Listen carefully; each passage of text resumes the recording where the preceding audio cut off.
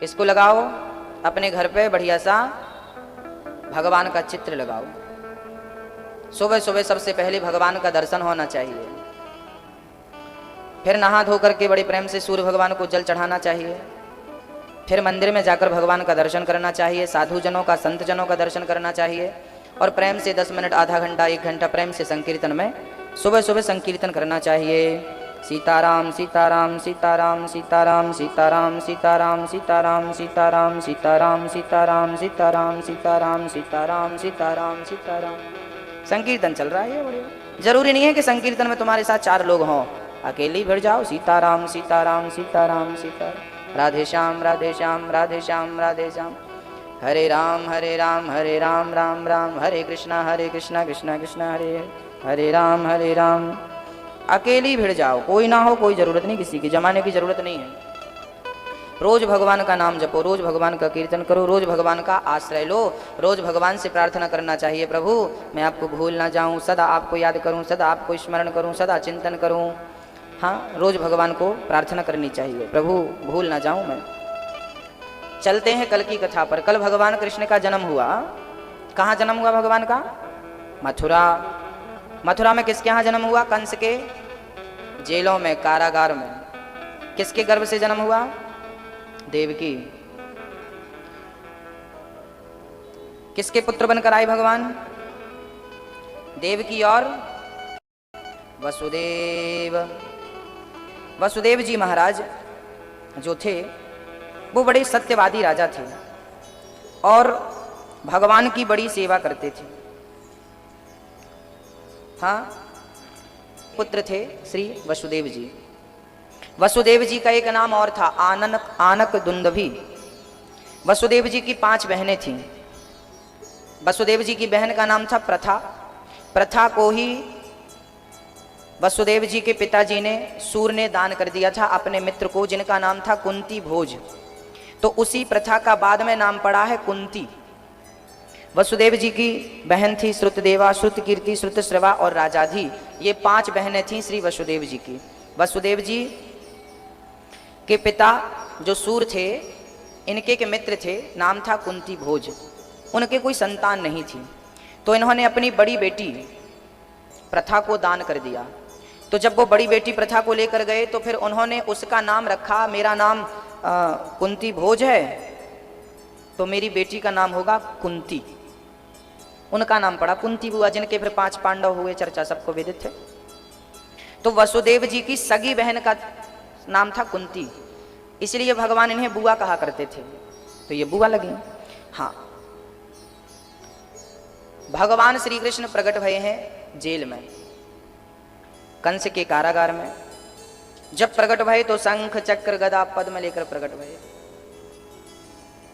स्तुति करने लगे देवी देवता। जय हो प्रभु जय हो प्रभु जय हो प्रभु, सत्यव्रतम सत्यपरम त्रिसत्यम निशीथे तमोद्भूते जायमाने जनार्दने, देवक्यां देवरूपिण्यां विष्णु सर्वगुहाशय। भगवान का जब जन्म हुआ तो वसुदेव जी कहने लगे, प्रभु आप तो बड़े भगवान बनकर आए हैं। भगवान बोले, मैं छोटा बनने जा रहा हूँ, लेकिन मैं उसके पहले आपको आज्ञा कर दूं कि मैं आपका बेटा बनकर आया हूँ, पर माँ देवकी मैं आपका दूध नहीं पी सकता। अच्छा, भगवान श्री कृष्ण ने जन्म तो लिया देवकी के गर्भ से, पर दूध नहीं पिया देवकी का। किसका दूध पिया? माँ, किसका नाम ले रहे हो आप? माँ यशोदा। अच्छा, ये देवकी का दूध क्यों नहीं पिया भगवान ने? इसके पीछे कथा है। ये जो भगवान कृष्ण है ना, ये पिछले जन्म में भगवान राम थे। तो जब राम जी वनवास गए तो राम जी के वनवास जाने का कारण कौन बना? कैकई। जब राम जी चित्रकूट में थे ना, तो कैकई माँ मिलने आई थी, भरत जी मिलने आए थे। तो भरत जी के साथ 3 माताएं भी थी, कौशल्या, कैकई और सुमित्रा माँ। जब तीनों आई तो भरत जी कैकई को ले जाने में राजी नहीं थे। माँ मैं सबको ले जाऊंगा, कैकई को नहीं ले जाऊंगा, इसका मुंह नहीं देखना चाहता मैं। तो कौशल्या मैया जानती हो क्या कहती हैं? कौशल्या जी कहती हैं, बेटा भरत, यदि तू कैकई को नहीं ले गया तो याद रखना ये कौशल्या भी नहीं जाएगी। देखो पहले कितना प्रेम था और कितनी बढ़िया बातें थी। आपके बेटे को कोई वनवास भेज दे तो क्या आप अपनी सौत का मुंह देखना पसंद करेंगी? हाँ? कौशल्या का बेटा राम वनवास चला गया, पर भरत कहते हैं कि मैं कैकेयी को लेकर नहीं जाऊंगा क्योंकि इसके कारण राम जी वनवास गए। तो कौशल्या जी बोली यदि तू लेकर नहीं जाएगा तो मैं भी नहीं जाऊंगी। देखो जरा, तुमने हमारे साथ भले 100 बार गलत किया है, तुमने भले, जब तुम अपना स्वभाव नहीं छोड़ते तो हम क्यों। कौशल्या के गर्भ से ही दशरथ की 3 पत्नियां थीं, कैकेयी के गर्भ से राम क्यों नहीं आए, सुमित्रा के गर्भ से राम क्यों नहीं आए, कौशल्या को ही क्यों चुना, क्योंकि कौशल्या माँ धन्य है वो माँ, उन जैसी माँ, उनकी जैसी विचारधारा थी ही नहीं किसी की, इसलिए भगवान ने अपनी माँ के लिए कौशल्या को चुना था, है ना। कौशल्या को लेकर के गए भरत जी, बाद में जिद किया माँ ने तो कैकेयी को भी ले गए। अब कैकेयी ना बड़ी दुखी है कि मेरे कारण राम को वनवास हुआ, मेरे बड़ा प्रायश्चित तो था कैकेयी माँ को, बड़ा कष्ट है, बड़ा दुख है। तो जब सारे लोग ना रात को सो गए, चित्रकूट पहुंचे हैं तो सारे लोग रात को सो गए, जब सोए हैं ना तो कैकेयी की आंखों में आंसू थे, नींद नहीं आ रही थी। तो राम जी समझ गए कि मेरी माँ बहुत दुखी है और वो घृणा कर रही है अपने आप से कि मेरे कारण मैंने राम को इतना कष्ट दिया। देखो जंगल में बिना जूता चप्पल के मेरे राम नंगे पांव चल रहे हैं, और सीता जो फूलों की पंखुड़ियों में चला करती थी आज वो नंगे पांव चल रही हैं। मेरा लक्ष्मण कितना कष्ट उठा रहा, मेरे कारण सब कुछ हुआ है, मेरे कारण सब, बस रो रही थी। तब राम जी आ गए, माँ क्या कर रही हो, मत रो माँ। राम को हृदय से लगा लिया कैकेयी माँ ने और राम के चरणों में गिरने लगी। माँ ने माँ को उठाया, प्रभु ने, माँ अनर्थ मत करो, मैं आपका पुत्र हूँ, आप मेरे पाँव पे गिरोगी तो बड़ा अनर्थ हो जाएगा, आप मेरी माँ हो। कैकेयी बोली राम मैं कान पकड़ती हूँ, माफ़ी मांगती हूँ, क्षमा कर दो राम, क्षमा कर दो। राम जी ने कहा माँ क्षमा क्यों मांगती हो, ये तो मेरी ही मर्जी थी कि आप मुझे वनवास भेजो, इसमें तुम्हारा कोई काम नहीं है माँ। राम के वनवास जाने में कारण कैकेयी नहीं है, राम के वनवास जाने में कारण स्वयं भगवान राम है।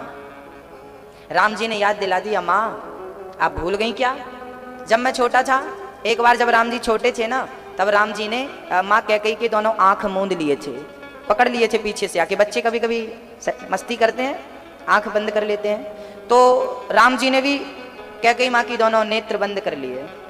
कैकेयी बोली राम क्यों मेरी आंखें बंद कर लिया। राम जी बोले माँ मैं आज आपकी आंख तब खोलूंगा जब आप मुझे एक वादा करोगी, वचन दोगी। हाँ हाँ बेटा बोल, तुझे क्या चाहिए, तेरे लिए तो सब कुछ है।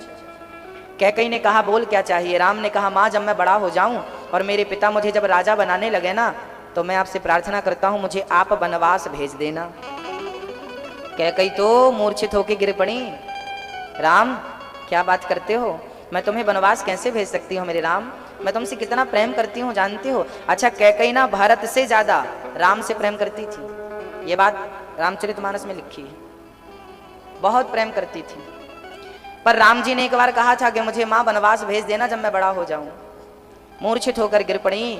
राम जी ने होश में लाकर कहा माँ यदि तुम मुझे वनवास भेजोगी ना तो मैं जिस लीला के उद्देश्य के लिए इस धरती पे आया हूँ वो काम सफल होगा माँ, मेरा बहुत नाम होगा, मेरा बहुत यश होगा माँ। मैं अयोध्या में रहूंगा तो कोई नहीं जानेगा और मैं अयोध्या से निकलूंगा ना तो दुनिया मुझे जानेगी माँ, मेरा यश होगा, मुझे भेज दो माँ, मेरी कसम, तुम्हें राम की सौगंध तुम्हें भेजना पड़ेगा। और जब राम की सौगंध राम ने दिला दी तो कैकेयी भला उस सौगंध को कैसे खंडित करती, कैसे तोड़ती, इसलिए अपने दिल में पत्थर रख करके कैकेयी ने राम को वनवास भेज दिया था। अच्छा कैकेयी ने राम को वनवास भेजा था, इसके लिए एक दूसरा कारण भी जिम्मेदार है।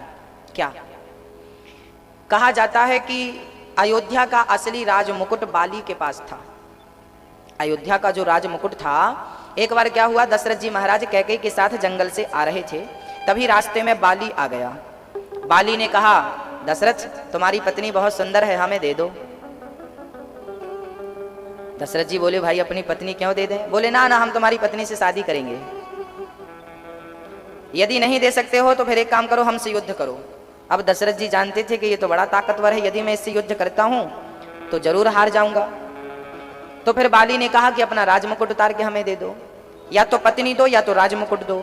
तब दशरथ जी ने चुपचाप अपना राजमुकुट उतार करके और बाली को दे दिया था, और वैसा ही राजमुकुट नकली बनवाकर दशरथ जी ने पहन लिया था। ये बात केवल कैकेयी को पता थी।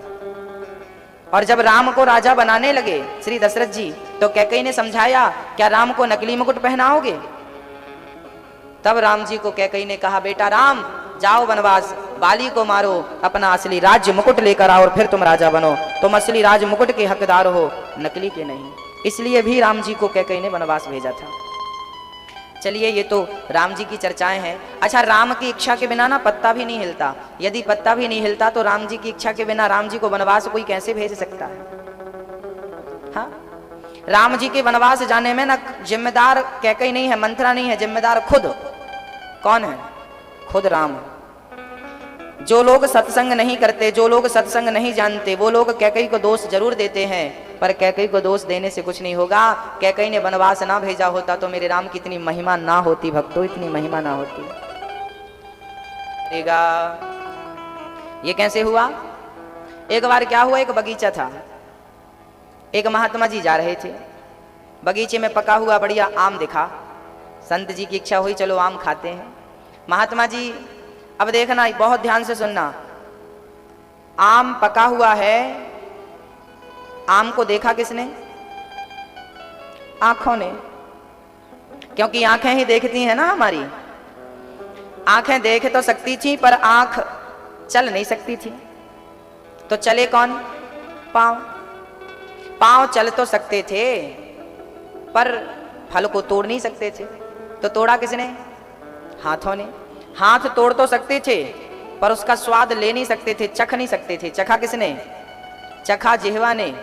जिह्वा चख तो सकती थी पर रख नहीं सकती थी, रखा किसने? पेट ने।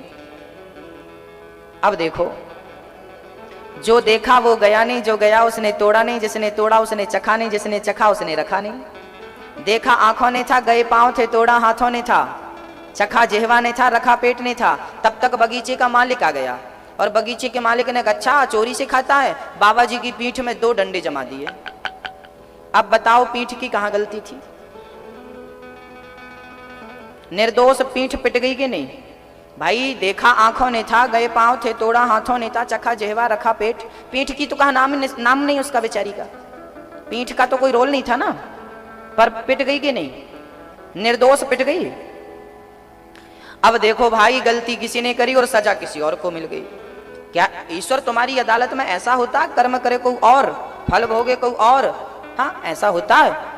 तब कहा ना ना ना ना ना ना, जो करेगा वही भरेगा। अरे भाई, देखा आंखों ने था पर सजा तो पीठ को मिली। बोले सजा तो पीठ को मिली, पर ये तो बताओ कि जब पीठ में डंडे पड़े तो आंसू कहां से आए?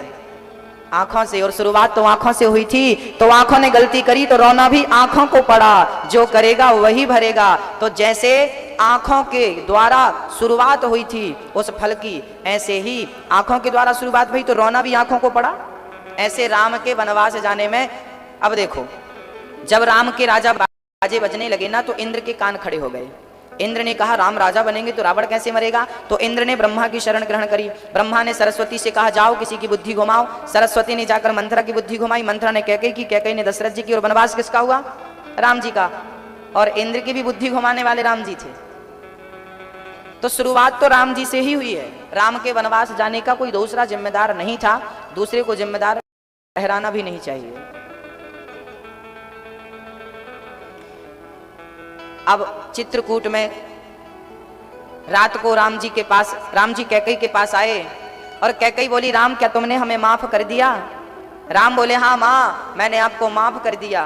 तो कैकई बोली, प्रभु यदि आपने हमें माफ कर दिया है तो आप हमसे वादा करो कि अगले जन्म में आप हमारे पुत्र बनकर के पैदा होंगे, तब मैं जानूंगी मानूंगी कि आपने मुझे माफ कर दिया।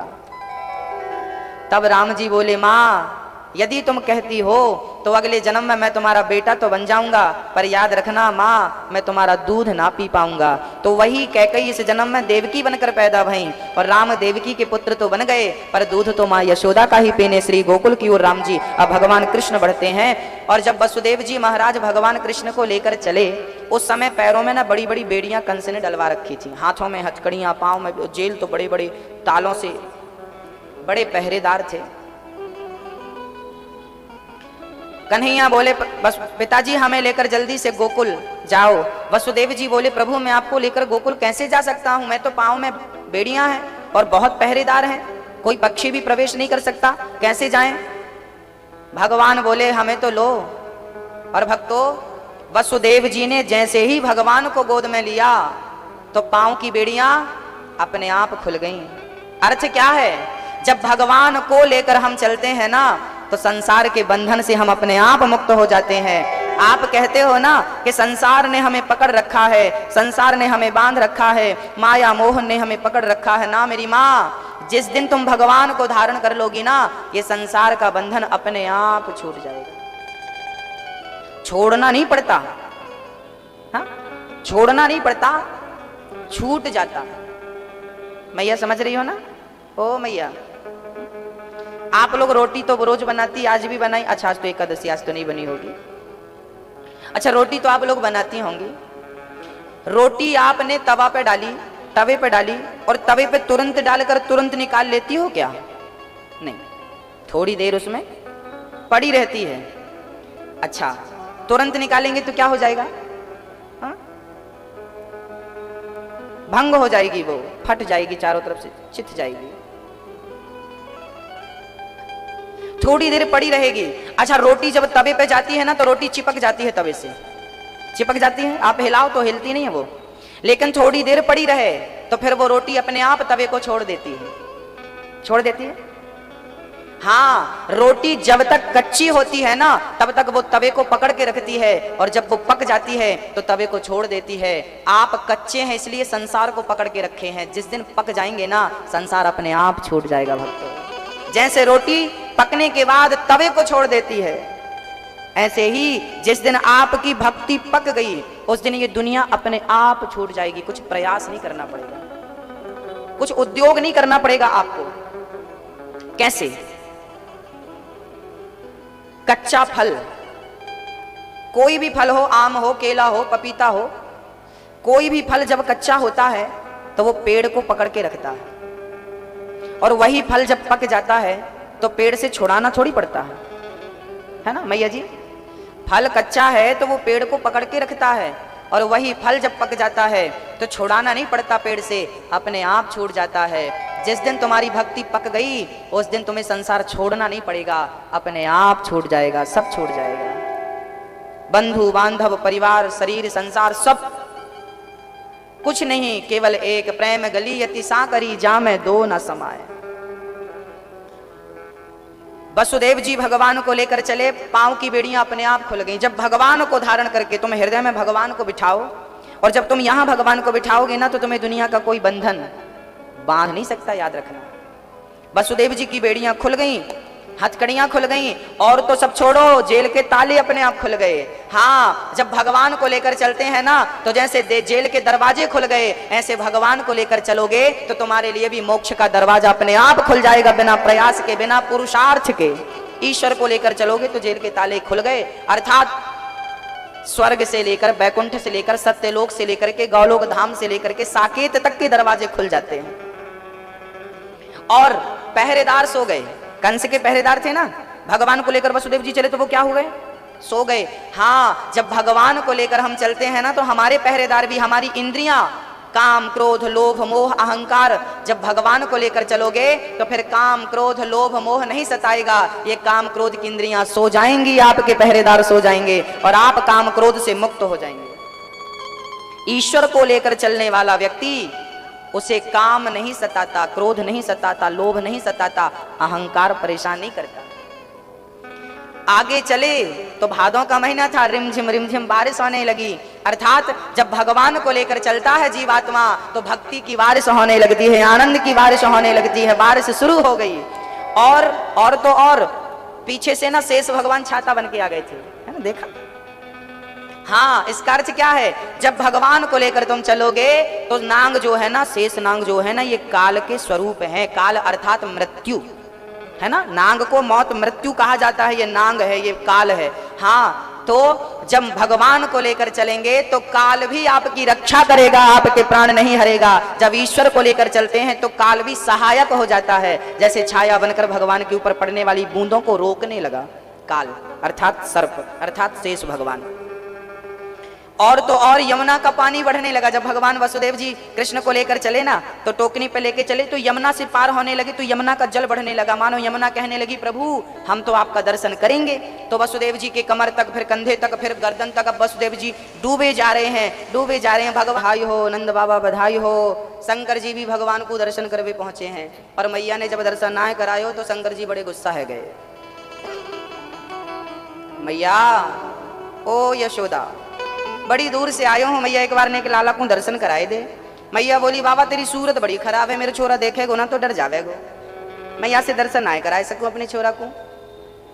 हाँ, शंकर जी बोले, मैया या के दर्शन तो बड़े बड़े देवता करें ना तो वो भी डर जावे। हाँ, यमराज भी या से डरे तो वो मारी शकल देख के डरेगो का। मैया बोली, बाबा ते कौन सी बात करे, मुझको कुछ समझ में ना है। बस मैं इतना जानू कि मेरे छोरा को अभी छोटो सो है नेक, और तुम दर्शन करोगे ना, और इतने बड़े बड़े गले में तुमने सांप लटका रखे हो, मेरे छोरा देखेगो तो बहुत डर जावेगो। शंकर जी बोले, मैया मैं दर्शन करके जाऊंगा, मैं आज दरवाजे से हटूंगा ही ना है। अब शंकर जी बैठ गए दरवाजे पे और भगवान से प्रार्थना करने लगे, प्रभु दर्शन दो। तब भगवान ने रोने की लीला करी, भगवान कृष्ण रोने लगे। और जब भगवान श्री कृष्ण रोए लगे, मैया दौड़ करके पालने की ओर दौड़ी। ओ कन्हैया, का है गो लाला, का है गो। दौड़ी दौड़ी गई मैया यशोदा। भगवान रो ही रहे थे, उठाकर गोद में ले लिया, दूध पिलाने लगी। भगवान ने दूध, रोती जा रहे हैं। मैया रोई, मैया को लगा राम राम, का है गो छोरा को। शंकर जी बोले, मैया या को भूत लग गए। मैया बार बार चुप करा रही थी, पर भगवान तो रोती जा रहे हैं, रोती। अब मैया डर गई, मेरे छोरा को भूत लग गए। भगवान को लेकर मैया आई, बाबा अब भूत लग गए, या के भूत कैसे उतरेंगे। शंकर जी बोले, हमारे पास लाओ, हम आ रहे हैं। अच्छा बाबा, आपसे भूत उतारनो आए। शंकर जी बोले, मैया हम तो अच्छे अच्छों की भूत उतार देते हैं, तुम लाओ तो सही। शंकर जी के काम है भूत उतारना, क्यों? सबकी भूत वही उतारते हैं। शंकर जी बोले, मैया लाओ हमारे पास। मैया ले जाकर खड़ी हो गई, पीठ दिखा के खड़ी हो गई। बाबा आपकी शकल छोरा देखेगो ना तो बहुत डर जावेगो, आप दूर से मंत्र पढ़ दो ताकि आके भूत उतर जाए। शंकर जी बोले, दूर से भूत उतारवे वालों मंत्र मुझको याद ही ना है, जब तक हमारी गोद में छोरा को ना दोगी तब तक मैं आके भूत ना उतार सकूं। मैया ने अब क्या करे, कन्हैया तो रो रहे थे। मैया ने जैसे ही शंकर जी की गोद में डाला, कन्हैया को खिलखिला के हंसने लगे भगवान। लो मैया उतर गया के भूत। बाबा तू तो बड़ो चमत्कारी है, बिना मंत्र पढ़ी आके भूत उतार दियो ना। मैया मेरे स्पर्श से ही आके भूत उतर गए। सच्ची बात तो ये थी कि भगवान कृष्ण को ही दर्शन करना था, शंकर जी को तो वो दर्शन करने के लिए रो रहे थे। भगवान की गोद में जाते ही खिलखिला के हंसने लगे। आज जगत का पालनहार भगवान शिव की गोद में है, और धन्य है भगवान शंकर, सदा वसंतम हृदयारविंदे। भगवान शिव के हृदय में सदा सीताराम राधे श्याम बसते हैं, याद रखिएगा, सदा बसते हैं, सदा। तब भगवान शंकर ने एक बंसी भगवान कृष्ण के हाथों में पकड़ा दी। याद रखना, कन्हैया के पास जो बांसुरी है ना, ये बंसी कौन है? भगवान शंकर ही अपने आप को बांसुरी के रूप में परिणित करते हैं और स्वयं बंसी बनकर गोविंद के हाथ में पहुंच जाते हैं। ये भगवान शिव है। जो वेणु है, जो बंसी है भगवान की, वो भगवान शंकर का स्वरूप है, प्रत्यक्ष स्वरूप है भगवान शिव का बांसुरी। भगवान के पास रहा कर, ये बांसुरी सबसे पहले भगवान कृष्ण को शंकर जी ने ही दी, तब से भगवान के पास बंसी रहा करती है। कभी माँ निकाल के हाथ से रख देती ना तो भगवान रोने लग जाते, और बंसी देती ना तो भगवान बंसी के साथ खेलते रहा करते थे। ये बंसी के रूप में भगवान शिव ही भगवान कृष्ण के साथ थे। अब भगवान की ना 6 दिन की आयु हो गई, अब भगवान 6 दिन के हो गए। अब भगवान 6 दिन के हुए थे तो नंद बाबा को याद आया कि सारे लोग तो बधाई देने आए हैं, पर हमें भी तो बधाई देने कंस के यहाँ जाना चाहिए। तो भगवान की बधाई लेकर बस नंद बाबा कंस के यहाँ गए, क्योंकि बड़ा राजा है ना, पता चलेगा बेटा हुआ है और हमने कोई बधाई नहीं दी, कहीं गुस्सा ना हो जाए। तो नंद बाबा बधाई देने कंस के यहाँ चले। अब कंस के यहाँ नंद बाबा पहुंचे ही थे छकड़ों में सामान भर भर के, कि वहां से पूतना मौसी चल पड़ी भगवान कृष्ण को मारने के लिए। ये पूतना कौन है? पूतना लोक बालघनी राक्षसी रुधिरासना जिघांसयापहरये स्तनं दत्वाप सद्गतिम। ये पूतना जो थी ना, ये बकासुर की बहन थी। हाँ, ये बकासुर की बहन थी। ये बच्चों को मार करके उनका रक्त पिया करती थी। बड़ी खूंखार थी पूतना, बड़ी भयंकर थी। ये बच्चों को मारती थी और खून पी जाती थी। पानी नहीं पीती थी, वो खून पीती थी। अच्छा, आप लोग भी पूतना जैसी हरकत करते हो क्या? भाई वो भी खून पीती थी बच्चों का, और आजकल भी बहुत सारे लोग मुर्गी का खून पी लेते हैं। खून का, वो तो खून पीती थी, ये तो पूरी पूरी खा लेते हैं। तो ऐसा नहीं है कि तब बस पूतना थी, आज तो आपके यहां ढेर पूतनाएं मिल जाएंगी जो खून पीती हैं। कई तो सास का खून पी जाती हैं। पूतना लोकवालघ्नी जाति की राक्षसी थी, खून पीती थी, चल पड़ी कृष्ण को मारने के लिए। अच्छा, पूतना ना बड़ी कुरूपणी थी। बाल तो ऐसे थे जैसे चिड़िया का घोंसला हो, और पूतना के बड़े बड़े दांत थे, एकदम काली थी और बड़ी मोटी थी। हाथी के पांव से बड़े बड़े तो उसके पांव थे। इतनी भयंकर पूतना, जहां चली जाती ना, जहां पांव रखती धम्म से तो पृथ्वी भी डगमग जाती, डोल जाती।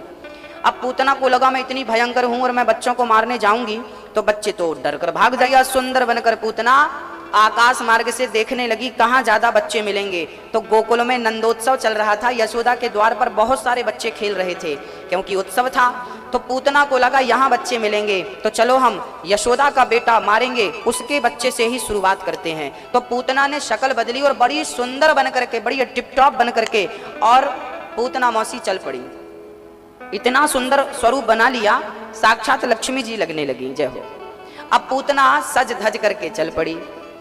नंद बाबा के द्वारपालों ने पूतना को रोका इसलिए नहीं क्योंकि वो बड़ी घराने की लग रही थी।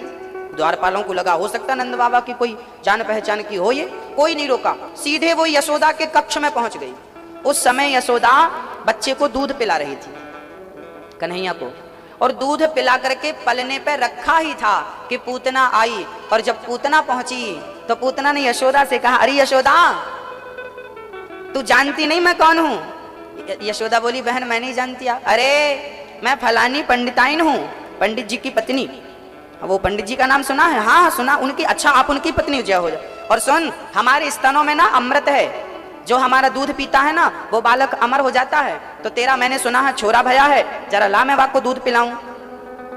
अच्छा, पूतना के स्तनों में ना जहर था। पूतना के दूध में दूध की जगह जहर था। वो जिस बच्चे को दूध पिलाती वो जहर पीता और बच्चा मर जाता। तो पूतना कह रही है कि मेरे आंचल में अमृत है, जो बच्चा पीता है अमर हो जाता है। अब भगवान पूतना को जैसे ही देखे और देखते ही भगवान ने अपने दोनों नेत्र बंद कर लिए। भगवान ने पूतना को देखते ही अपनी दोनों आंखें बंद कर ली और पूतना की सारी बात भगवान सुन रहे थे। पर भगवान ने पूतना को देखना उचित नहीं समझा। क्यों? क्योंकि भगवान कहते हैं पूतना कह कुछ रही है और कर कुछ रही है, जो कहता कुछ है करता कुछ है, ऐसों को मैं देखना भी पसंद नहीं करता, इसलिए नेत्रों को बंद कर लिया। जिसकी करनी और कथनी अलग अलग हो, समझ रहे हैं मेरी माँ? करनी अलग हो और कथनी अलग हो। एक सज्जन कह रहे थे, भैया बीड़ी मत पिया करो। बच्चों, एक मास्टर जी थे, बच्चों बीड़ी ना पिया करो, सिगरेट ना पिया करो, हाँ कैंसर होता है, मरता है आदमी। जी गुरु जी, जी मास्टर जी, हम नहीं पिएंगे बीड़ी, नहीं पिएंगे सिगरेट। शाम को देखा तो मास्टर जी ही धोक रहे थे, मास्टर जी पी रहे थे सिगरेट।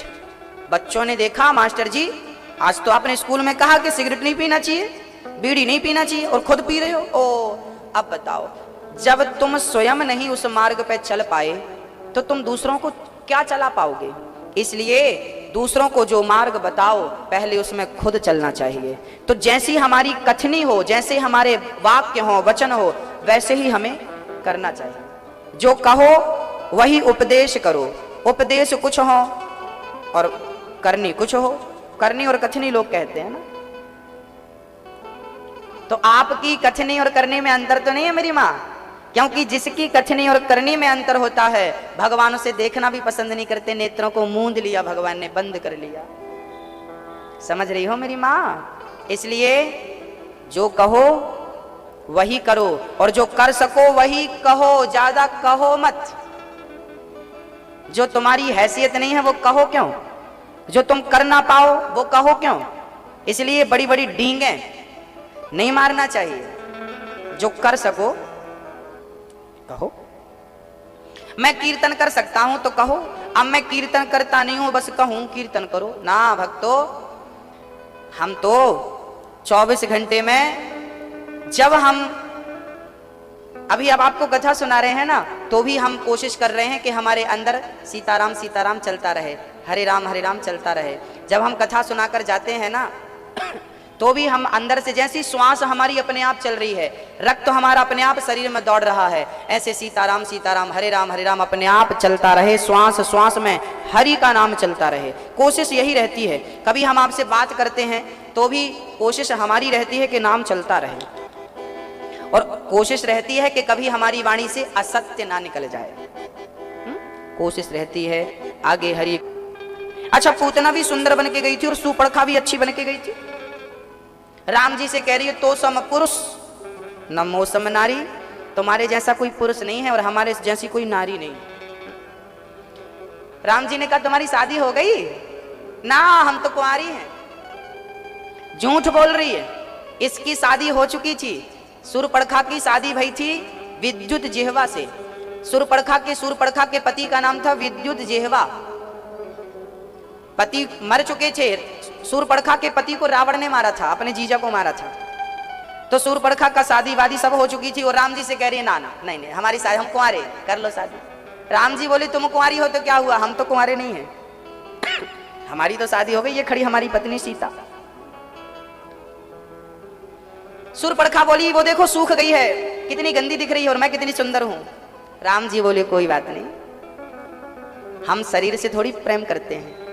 हा? शरीर गोरा हो काला हो ये तो शरीर का धर्म है। मोटा हो पतला हो, हर प्रकार का आदमी है, मोटा भी है पतला भी है गोरा भी है। भाई शरीर से थोड़ी प्रेम होता है। आप लोग किससे प्रेम करते हो? शरीर से। राम जी बोले शरीर जैसा है ठीक है, हमारी सीता हम उससे प्रेम करते हैं, वो कैसी भी हो, गोरी हो काली हो छोटी हो लंबी हो, ठीक है, प्रेम है हमारा उससे। नहीं हमसे प्रेम करो। राम जी बोले ना तुमसे ना हो पाएगा। सुनो हमारा भाई, उससे जाके बात कर लो, शायद वो तुमसे कर ले। सुरपड़खा चली गई, इतनी बेशर्म है। लक्ष्मण जी सुनो, लक्ष्मण तुम भी ठीक ठाक हो, तुम्हारे भाई के जैसी हो, वो तो थोड़ा काला है, तुम थोड़ा ठीक ठाक हो, गोरे हो, हम तुमसे कर लें शादी। लक्ष्मण जी बोले सुनो, हम तो राम जी के कपड़े धुलते हैं, उनके सेवक हैं, उनके पांव दबाते हो, तुम हमसे शादी करोगी ना तो तुमको सीता जी के पांव दबाने पड़ेंगे और कपड़े भी धुलने पड़ेंगे। सुरपड़खा बोली ना ये सब हमसे नहीं होगा। तो फिर लक्ष्मण जी ने कहा फिर हमारे भैया से शादी कर लो, फिर हम प्रेम से सेवा करेंगे। हमारे साथ रहोगी तो सेविका तो बनना पड़ेगा। दौड़ के गई, सुनो तुम्हारा भाई ठीक नहीं है राम, वो हमको दासी बनाएगा, तुम ठीक है तुम शादी करो। राम जी बोले कोई बात नहीं, एक बार और ट्राई करना। फिर चली गई।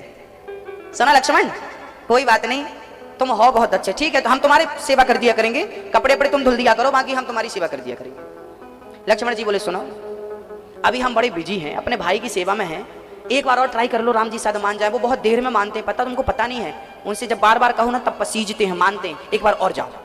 सुरपड़खा और चली गई। सुनो राम तुम्हारा भाई बोल रहा है कि तुम मान जाते हो। अरे वो सब गलत बोल रहा है, सुनो हमारी तो पत्नी है, उसकी यहाँ पे नहीं है, तुम कर लो शादी, जाओ। फिर चली गई। वो यहां से वहां परेशान हो गई, फिर भी उस बेशर्मी की हदें पार कर रही थी। तो राम जी ने इशारा किया अब भैया इसकी काटो। तो नाक और कान, नाक काट दी। अच्छा लक्ष्मण जी ने नाक ही क्यों काटी? हाथ पांव काट देते, नाक क्यों काटी? तो लक्ष्मण जी ने कहा नाक इसलिए काट दी क्योंकि हाथ पांव काटते तो इसे बोलना पड़ता, बताना पड़ता कि हम फलानी जगह गए थे तो हाथ पांव कट गए, पर नाक काटेंगे ना तो इसे बताना नहीं पड़ेगा कि हम कहां गए थे, लोग देखते ही समझ जाएंगे नाक कटाने ही गई थी, नाक कटाने गई थी, नाक कटा के आ गई, इसलिए नाक काटा। अच्छा सूरपड़खा जो थी, आपके कसिया में सूरपड़खा है कि नहीं? पहले तो एक सूरपड़खा थी, आज बहुत मिल जाएंगी। मैं लक्षण बता देता हूं, जिस लक्षण मैच करे समझ लेना वही है। सूरपड़खा की शादी हो गई थी पर कह रही थी मैं शादीशुदा नहीं हूं, कुंवारी हूं। हाँ हमारी भी बहुत सारी बहनों की शादी हो जाती है, पर शादी होने के बाद ना तो वो मंगलसूत्र पहनती हैं, ना तो वो मांग भरती हैं, हाँ, ना तो वो पाँव में माहौर लगाती हैं, ना वो चूड़ियां पहनती हैं, ना चूड़ी पहने, ना मंगलसूत्र पहने, ना मांग भरे। इसे क्या कहोगे? यही तो सूर्पणखा की भतीजी है, यही तो सूर्पणखा के वंशज हैं, आज भी जिंदा है। शादी हो गई, बहुत सारी माताएं तो कई, एक बहन आई हमारे पास यहां तक चूड़ी पहन के, यहां तक, और दूसरा हाथ खाली। हमने कहा बहन तुम्हारी शादी हो गई? हाँ गुरुजी अभी 2 महीने पहले भाई। अच्छा, क्योंकि सेटअप उतरेगा पर वो नहीं उतरेगी, और वो यदि टूट जाए तो दूसरी पहन लो, बाद में सेटअप ध्यान रखो, चूड़ी पूरी ना उतरे। वैसे अब ये बात तो माँ बाप को सिखाना चाहिए, हर बात हम क्या सिखाएं, माँ सिखाए बिटिया को। तो जिसके एक बहन तो गले में मंगलसूत्र नहीं पहनती थी, एक जगह हम गए, गुरुजी हमारी बेटी को आशीर्वाद दो, शादी हो गई है। हमने कहा इसका मंगलसूत्र कहाँ? बोले वो खूंटे पे टंगा है। शादी हो जाती है, ना मंगलसूत्र पहनती हैं आज की बच्चियां, ना तो चूड़ियां पहनती हैं, और मांग तो भरती नहीं। आप लोगों ने तो भरी है, ठीक है, उत्तर प्रदेश और बिहार में तो फिर भी मांग आ रहे हैं लोग, बाकी प्रदेशों में तो हमारी माताओं ने बहुत कम मांग भरती हैं। मैं तो कथाओं में जहां जहां जाता हूं मैं प्रार्थना करता रहता हूं कि भाई मांग भरना तो यूपी और बिहार की माताओं से सीखना चाहिए, यहां की माताएं बढ़िया मांग भरती हैं, लंबी वाली। लेकिन अब यहां भी थोड़ा बिगाड़ हो गया है, यहाँ की माताएं, अब जो नई बच्चियां हैं हमारी बहन बेटियां, ये जरा कंजूसी करती हैं, छोटा सा मांग भरती हैं, आजकल वो घिसनी आ गई, घिस लेती हैं।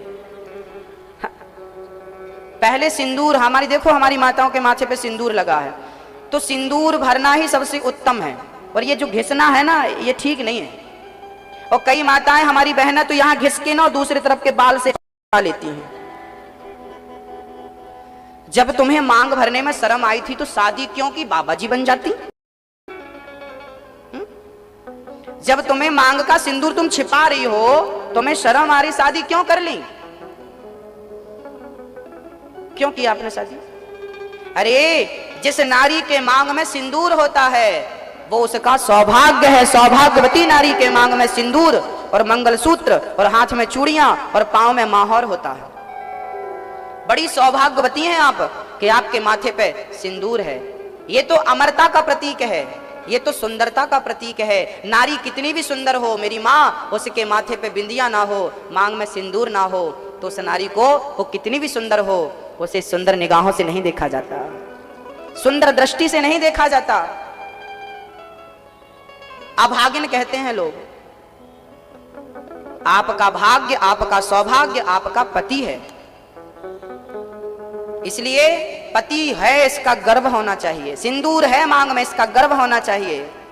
चूड़ियां हैं, इसका गर्व होना चाहिए। हमारे जो संस्कार हैं वो संस्कार हमारे भीतर हैं, इसका हमें गर्व होना चाहिए, ना कि हम छिपाएं। हाँ? सूर्पणखा छोड़िए, आप लोग मत बन जाइएगा सूर्पणखा। आप तो बढ़िया सीता बनो, अनसुईया बनो, कौशल्या बनो, सुमित्रा बनो, सावित्री बनो, झांसी की रानी बनो।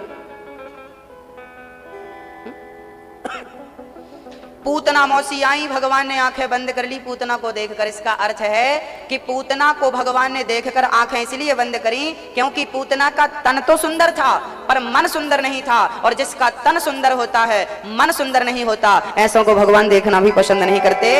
इसलिए तन को सजाने से पहले मन को सजा लो। जो मन की मैल न धोई, है ना, जो मन की मैल न धोई, गंगा गया तो क्या हुआ। आप लोगों में से कितने लोगों ने गंगा नहा लिया है? जिनने कभी गंगा नहाया हो, कभी पूरी जिंदगी में एक बार भी नहाया हो तो हाथ उठा सकते हो आप लोग। जिनने गंगा नहाया है वो हाथ उठाएं। जय हो, धन्य है आप लोग, प्रणाम है, जय हो। आप लोगों ने गंगा नहाया है, बढ़िया, अच्छा है, सबको नहाना चाहिए। जीवन में कम से कम एक बार तो गंगा स्नान मरने के पहले तो होना चाहिए।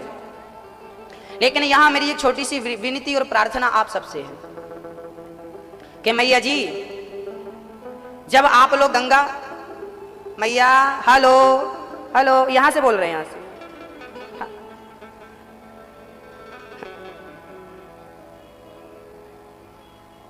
बोलो राधे राधे। अच्छा, पतिदेव का फोन आया? अच्छा आए, बैठने तो पीछे नहीं, घूम नहीं जाएंगे, बैठो चुपचाप। यहां कथा सुनो, इस तरह मुंह करो।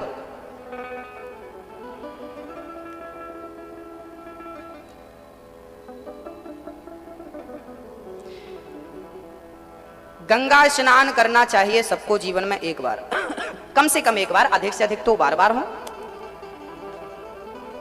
पर इसके पीछे एक छोटी सी बात है, वो जरा समझने लायक है। अच्छा, गंगा नहाने जब आप लोग गए थे स्नान करने, उसके पहले आप लोगों को गुस्सा आता था कि नहीं? अहंकार आता था कि नहीं? काम क्रोध लोभ मोह था कि नहीं? था महाराज जी, था। और जब गंगा नहाए तब फिर छूटा कि नहीं? छूटा कि नहीं मैया? छूटा? छूटा कि नहीं, सही बताओ? छूट गया। काम क्रोध लोभ मोह सब छूट गया। गंगा नहाने का मतलब ये नहीं है कि हम शरीर को धुल डालें। गंगा नहाने का अर्थ कुछ और है। अच्छा, अब की बार आप एक सीसी लेना, उस सीसी में अपने घर की नाली का पानी भरना, नाली का गंदा पानी भरना, ढक्कन लगाना और उसे अपने झोले में रखना, और जब गंगा जी जाना तो गंगा जी में जाकर के उस सीसी को डाल देना और 4 दिन तक पड़ी रहने देना सीसी को।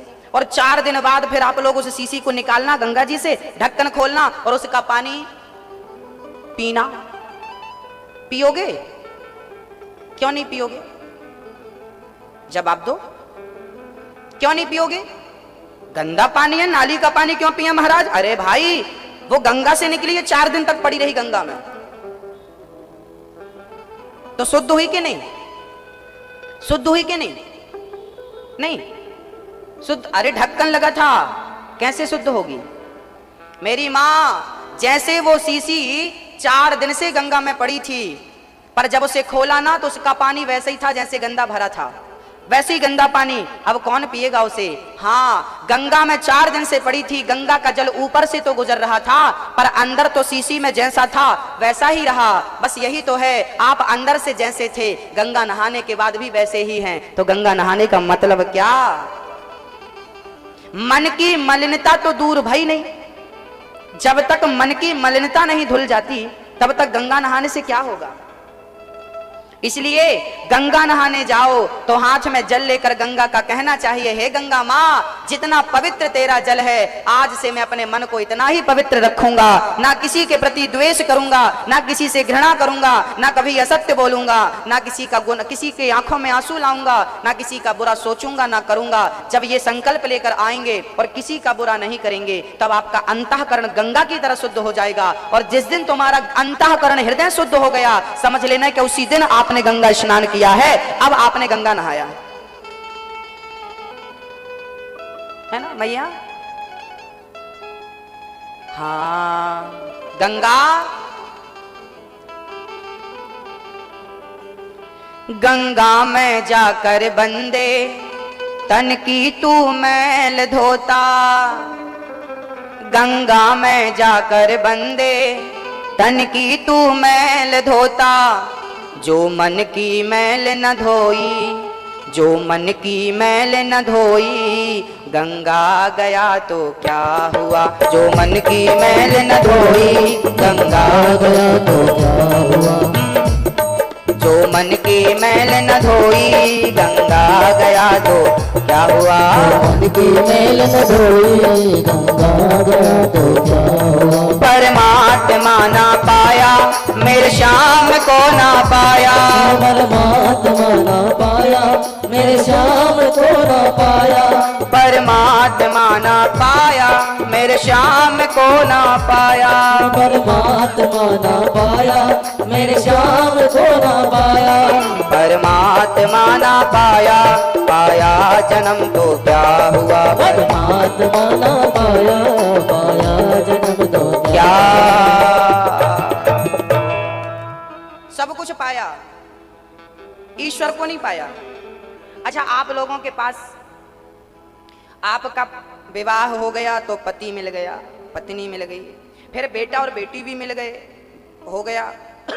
फिर तुम्हारा थोड़ा नाम भी हो गया, कसिया में आप लोगों का नाम भी है थोड़ा बहुत जो हो, नाम भी कमा लिया, प्रतिष्ठा भी कमा ली, पैसा भी आप लोगों के पास ठीक ठाक है, पैसा कमा लिया, नाम कमा लिया, बच्चे को पा लिया, बच्ची को पा लिया, घर बन गया, गाड़ी आ गई, सब कुछ पा लिया आप लोगों ने, सब कुछ पा लिया। फिर भी अभी एक चीज बाकी है, एक चीज पाना बाकी है। क्या आप बताओ, क्या पाना बाकी है? हाँ, बेटी पाली, बेटा पा लिया, पति पाली, पत्नी पाली, परिवार पा लिया, पर गोविंद को पाना भी बाकी रह गया, और वो काम पूरा कर लो जल्दी से, कहीं समय हाथ से निकल ना जाए मेरी माँ, कहीं श्वास बंद ना हो जाए।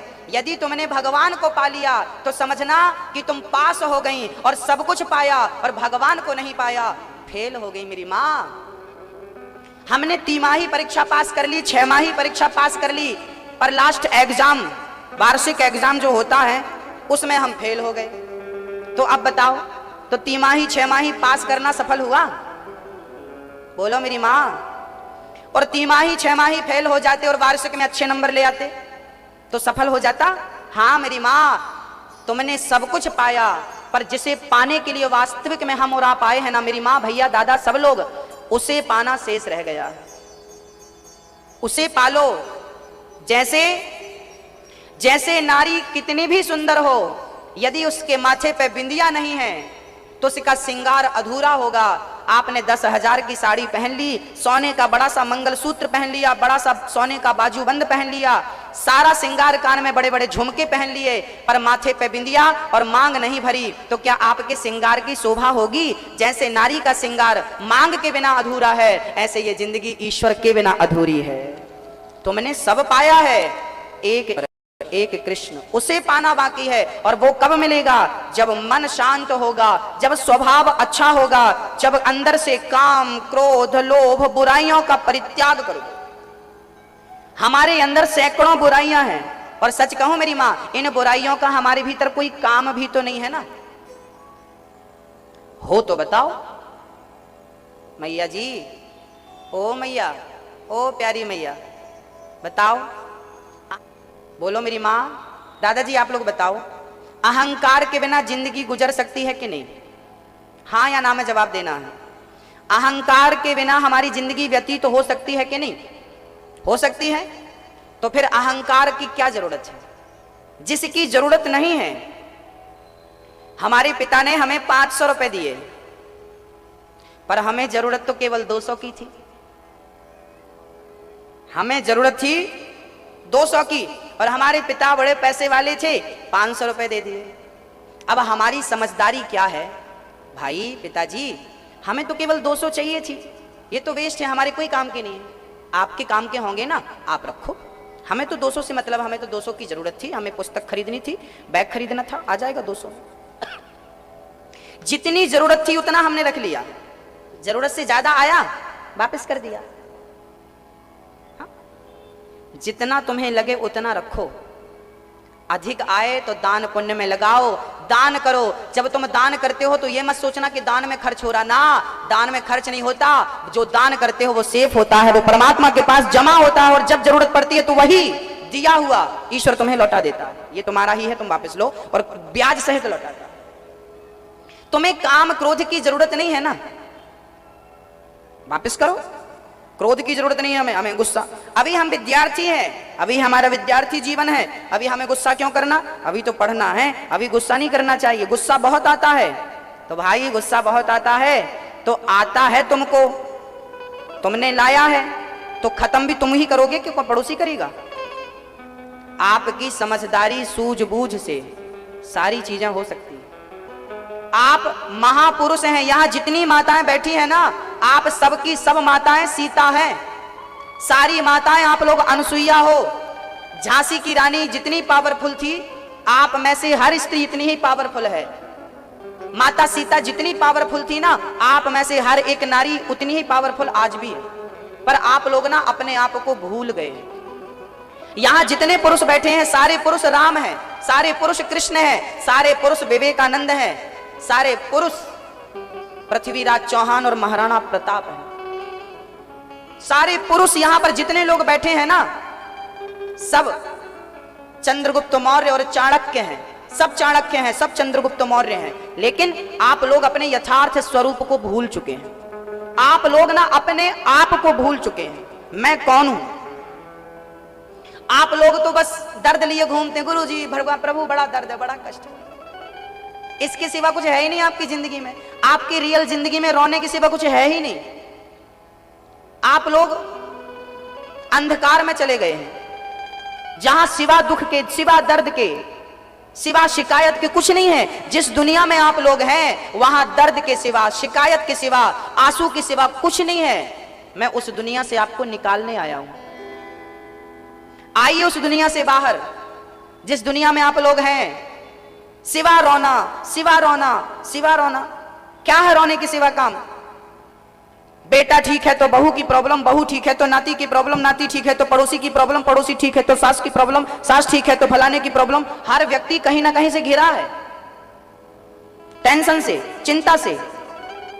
जबरदस्ती आप लोग टेंशन पालते हैं, जबरदस्ती आप लोग दुखी रहते हैं, परेशान रहते हैं, और समय के पहले आप लोग मर जाते हैं। याद रखना, इसी चिंता, इसी टेंशन में आप लोग समय के पहले मर जाते हैं। और जिस लिए आप लोग पैदा भय हैं, आप किस लिए पैदा भय हैं, ये बात आप लोग मरते मरते तक नहीं समझ पाते कि मेरा यहां जन्म क्यों हुआ। आप लोग मर जाते हैं, यही नहीं जान पाते कि आपका जन्म क्यों हुआ, क्यों आए हैं यहां, आप कौन हो, आपका परिचय क्या है। एक बार क्या हुआ, एक शेर का बच्चा ना गीदड़ के झुंड में जाकर मिल गया। अब वो बहुत समय तक अपनों से जब बिछड़ा तो गीदड़ों के साथ रहने लगा। अब वो गीदड़ों के साथ रहता रहता रहता रहता उसको लगने लगा कि मैं भी गीदड़ ही हूं। अब वो गीदड़ों के साथ रहे, गीदड़ जो खाए वो खाए, गीदड़ सोए तो गीदड़ों के साथ सोए। अब उसने मान लिया कि मैं गीदड़ हूं, क्योंकि संगत थी ना, संगत थी गीदड़ों की। तो शेर के बच्चे ने अपने आप को गीदड़ मान लिया। अच्छा फिर क्या हुआ, फिर क्या हुआ, एक दिन शेर आया और शेर ने देखा कि भाई ये तो हमारी जात का है, ये तो शेर है, पर ये गीदड़ों के बीच में क्या कर रहा है, उनके साथ घूम रहा है, उनको चाट रहा है, उनके पीछे घूम रहा। तब शेर के बच्चे ने, शेर ने दहाड़ लगाई, और जब शेर दहाड़ा तो सारे गीदड़ भाग गए, वो भी भागने लगा, भाग रहे हैं। शेर बोला पागल, वो तेरे रिश्तेदार नहीं है, हम तेरे रिश्तेदार हैं। आप तो शेर हो। तो शेर बोला तू भी तो शेर है। मैं शेर, मैं तो उनका रिश्तेदार हूं, मैं बरसों से उनके साथ रहा। शेर बोला पागल, तू बरसों से उनके साथ रहा है, इसलिए अपने आप को गीदड़ मान रहा है। तो गीदड़ का बच्चा नहीं, तो शेर का बच्चा है। आज एक शेर, आज एक शेर तुझे तेरा स्वरूप याद दिला रहा है। आप लोगों की हालत भी सेम ऐसी ही है, जैसे गीदड़ों के साथ रहते रहते वो शेर का बच्चा गीदड़ मान लिया था अपने आप को। ऐसे आप लोग दुखिया लोगों के साथ रहते रहते, हर व्यक्ति रो रहा है, हर व्यक्ति दुखी है, उनके साथ रहते रहते ना हम भी रोने लगते हैं। हम भी, हमें कोई दुख नहीं है फिर भी हम दुखी हैं। गीदड़ों के साथ रहोगे तो गीदड़ बन जाओगे। आप कौन हो, गोस्वामी जी कह रहे हैं, आप कौन? ईश्वर अंश। हम कौन हैं?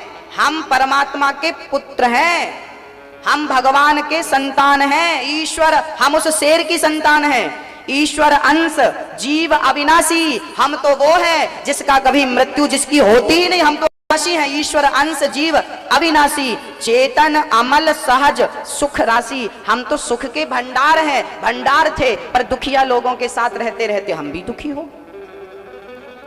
हमारी सास रोती रहा करती थी, महाराज काम धाम ठीक नहीं चल रहा, बहुत दुखी। 1 लाख रुपया महीना आता था, 1 लाख रुपया महीना कमाते थे आपके गांव के एक सज्जन। फिर भी उनकी मां रोया करती थी, पत्नी रोया करती थी, महाराज जी बड़ा कष्ट है, पैसा ही नहीं आता, काम धाम नहीं चल रहा। तो सास को रोता देख बहू भी फिर उसी अनुसार चलने लगी। सास तो हमारी खूब पैसा था, खूब संपन्नता थी, बहुत था। कई लोगों की आदत होती है बहुत कुछ होता है फिर भी रोते रहते हैं, और कई लोगों की आदत होती है कुछ नहीं होता, भगवान के भरोसे फिर भी खुश रहा करते हैं। तो खुश रहा करो मेरी माँ, ये जिंदगी हंसने मुस्कुराने के लिए मिली है, रोने के लिए नहीं। रोती रहोगी ना तो रोती रोती मर जाओगी, और पैदा भी तो रोती रोती भाई हो। रोया मत करो। अच्छा एक बात बताओ, आपके गांव में ऐसे लोग भी हैं जो 1000 रुपया महीना कमाते हैं, हाँ या ना? ऐसे लोग भी होंगे जो 2000 रुपये महीना कमाते हैं। ऐसे लोग भी आपके गांव में होंगे कसिया में जो 5000 रुपये महीना कमाते हैं। ऐसे लोग भी होंगे जो 10,000 रुपये महीना कमाते हैं। ऐसे लोग भी होंगे जो 20,000 रुपये महीना कमाते हैं। ऐसे लोग भी होंगे जो 50,000 रुपये महीने कमाते हैं। और ऐसे लोग भी होंगे जो 1 लाख रुपए महीने भी कमाते हैं। और ऐसे लोग भी होंगे जिन्हें 1.5 2 लाख रुपए भी महीने में इनकम हो जाती है। ऐसे लोग आपके गांव में होंगे, आपके आसपास ही ऐसे लोग देखने को मिल जाएंगे। अब बताइए 1000 रुपए जो कमाता है उससे जाके पूछो तुम कितने सुखी हो, तो वो भी रोज महाराज 1000 में कुछ नहीं होता, क्या बताए जमाना कहां से कहां पहुंच गए, 1000 में क्या होगा। और जो 5000 कमा रहा, महाराज 5000 में बच्चों को पढ़ाए कि क्या करे, कुछ समझ में नहीं आता। और जो 10,000 का मुझसे पूछो सुखी हो, अरे महाराज 10,000 क्या, पत्नी की साड़ी नहीं आ पाती 10,000 की। जो 20,000 कमाता उससे पूछो, जो 20,000 कमाता है क्या उसकी शिकायतें खत्म भई? जो 50,000 कमा रहा क्या उसकी शिकायतें खत्म भई? जो 1 लाख कमा रहा, मेरी माँ पूरा उत्तर प्रदेश तुम्हारे नाम हो जाए तो अभी तुम्हारी शिकायतें कभी कम नहीं होगी, पूरी नहीं होगी। लिख लो, मैं लिख के दे रहा हूं आप। तृणावर्त आया, भगवान ने तृणावर्त को मारा, बवंडर के रूप में आया था, भगवान को लेकर भागा। अब भगवान ने अपना वजन बढ़ाना शुरू कर दिया तो तृणावर्त को लगा मैंने कोई धोखे से पत्थर तो नहीं उठा लिया। भगवान बोले मूर्ख, सारी दुनिया पत्थर में कृष्ण का दर्शन करती है और तुम कृष्ण में पत्थर को देख रहे हो, आज पत्थर से पटक के मारेंगे। भगवान को पटक दिया पत्थर पर, उसके माथे को, उद्धार हो गया। भगवान ने तृणावर्त को मार गिराया। गर्गाचार्य जी आए हैं और भगवान कृष्ण का नामकरण संस्कार करते हैं। यशोदा, ये जो तेरा लाला है ना, इसका नाम होगा कृष्ण। करसती कृष्णा, और रोहिणी तुम्हारे पुत्र का नाम, ये यशोदा की गोद में इसका नाम होगा रमंत योगी नाम यश सह रामः। जो योगियों के हृदय में रमण करे उसका नाम राम। इनका बल अधिक होने के कारण दुनिया कहेगी बलराम, तो बलराम भैया का नामकरण हुआ और भगवान श्री कृष्ण का नामकरण हुआ। अच्छा एक कथा और यहां पर छिपी है, वो हम प्रकट करें। भगवान कृष्ण का जन्म हुआ, उसके ठीक 11 महीने 15 दिन पहले राधा रानी का जन्म हो गया था। समझ रहे हैं? राधा जी भगवान श्री कृष्ण से बड़ी हैं 1 वर्ष के लगभग। और जब राधा जी का जन्म हुआ तो जानते हैं कहां हुआ? कहा जाता है कि राधा जी की जो मां थी कीर्ति, राधा जी के जो पिता थे वृषभानु जी, वो एक दिन जंगल में जा रहे थे तो एक सरोवर में एक कमल का पुष्प था बड़ा सा। उस कमल का पुष्प वो किनारे पर था, उस कमल की पंखुड़ियों पर एक बच्ची खेल रही थी। भानु ने देखा ये किसकी लाली है, किसकी बच्ची है, कोई नजर नहीं आया। उठा लिया वृषभानु जी ने। अच्छा वृषभानु जी की कोई संतान नहीं थी तो वो घर पे ले आए, पालन करने लगे। पर राधा रानी 1 साल तक उन्होंने अपने नेत्र नहीं खोले तो नगर में हल्ला हो गया कि वृषभानु की छोरी अंधी है। अंधी कहने लगे, सब अंधी है, ये देख नहीं पा रही है, इसकी आंखें नहीं है, सबने अंधी अंधी कहना शुरू कर दिया। जब वृषभानु जी को पता चला कि गोकुल में कृष्ण का, नंद बाबा के पुत्र का जन्म हुआ है, तो कीर्ति और वृषभानु बधाई देने के लिए आप आए हैं। और जब बधाई देने के लिए आप पहुंचे हैं तो राधा रानी को लेकर कीर्ति जी पहुंच गई गोकुल। यशोदा को पता चला बरसाने से वृषभानु जी और कीर्ति जी आई हैं, तो प्रेम से स्वागत किया यशोदा ने। और यशोदा ने राधा को ले लिया हाथ में। क्या नाम रखा है इसका?